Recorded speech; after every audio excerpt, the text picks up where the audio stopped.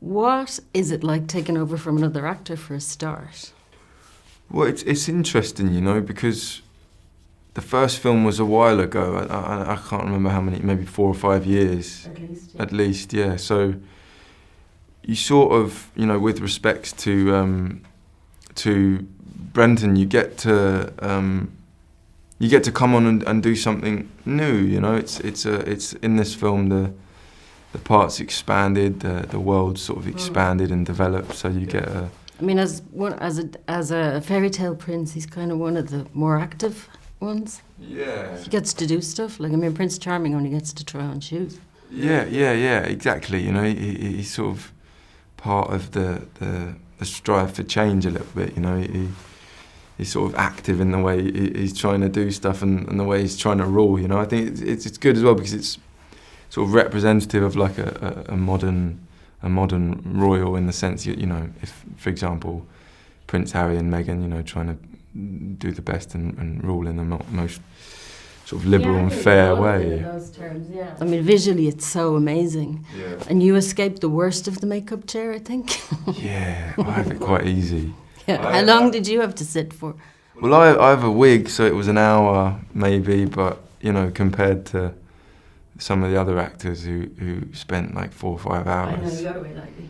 Yeah, I did. And I'd bump into them as well, and I'd be like, oh yeah, I'm a bit tired, and they'd be like, don't even talk to me about tired. I've been sitting in there for 5 hours, yeah.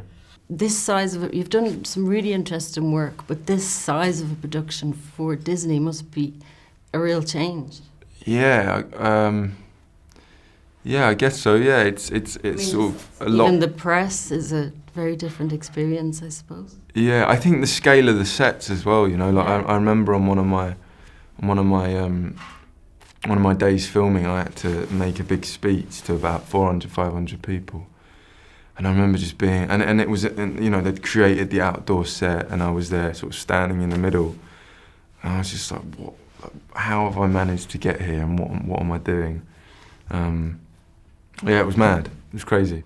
And there's a lot about, I suppose, really, I think the whole film is about love in different, not necessarily romantic love, but it's a lot about, family and duty and your, what's expected of you versus what you want to do.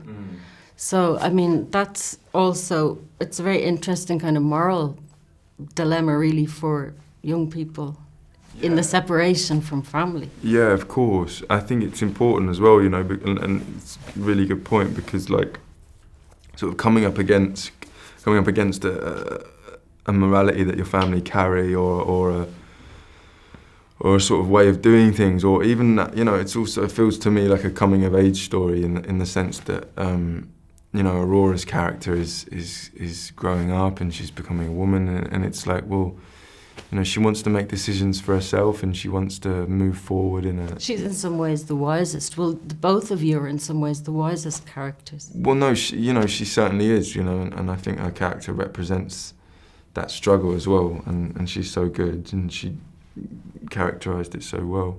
And is it true you nearly joined the army instead of staying in acting? Yeah, when I was 16, 17, I almost joined the Marines, yeah. You're glad now that you're not crawling through mud? Yeah, I definitely chose the easier option, yeah.